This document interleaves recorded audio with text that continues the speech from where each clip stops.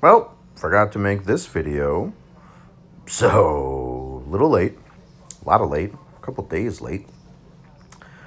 But it doesn't really matter because this one was shitty.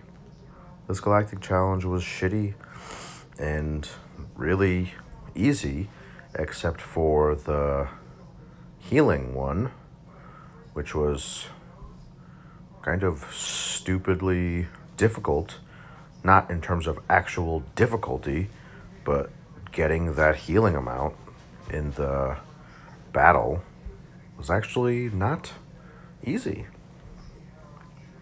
But forget about that. Since this Galactic Challenge was so terrible, we don't have to talk about Star Wars. We can talk about something else, like the fact that the markets have actually been really good the last couple of days. And by that I mean Friday and Monday today. Not really sure what the reason is. We haven't come any closer to a vaccine yet. Congress is no closer to passing another stimulus bill. Although Speaker Pelosi said that she thinks there is still hope or a chance. I should fucking hope so, because otherwise millions of Americans are going to be in even more trouble than they already are currently. But no real, so to speak, tangible news. And the markets have recovered significantly. Which is still okay. I mean, I had said, and many others had said, that what happened over the last month was a healthy, if not necessary, correction. Rosie, stop digging through the laundry. What's wrong with you? Anyway, a healthy, if not necessary, correction because the markets had gone crazy since June, which was the last. I wouldn't even call June a correction. It was a little bit of a pullback. But this September was affirmatively a correction. And corrections, like I said, are necessary, sometimes even healthy. I guess Roxy bit Bella in the other room. Corrections are really important to the longevity of a bull run. You need a healthy pullback to reset, reassess, and maybe even reallocate in certain instances. Sometimes corrections happen to coincide with a little bit of a rotation. Certainly in September we saw a slight rotation out of mega cap tech and into a lot of other things. We also just saw many days with just broad declines across the board. Mega cap tech is still a good bit off of where it was towards the end of August. But that's okay. That is okay. But anyway, things are coming back. Came back a good bit today. The first presidential debate is coming up. We'll see if that moves the needle either way. From what I can tell, basically from what I have read, it sounds like most of the market sees it as Joe Biden's election to lose at the moment. So we'll see how that goes. So maybe, well, almost certainly not entirely, but I don't know if the market is priced right now for a Biden victory. I don't think that it is, but I think that certain sectors have taken pauses with the distinct possibility in mind of a Biden presidency.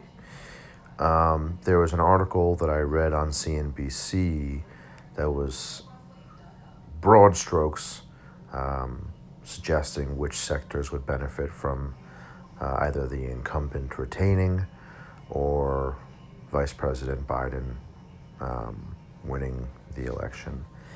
And unsurprisingly, private prisons would most certainly suffer, if not disappear entirely, under a Biden presidency. I'm okay with that. I don't think that the penal system should be.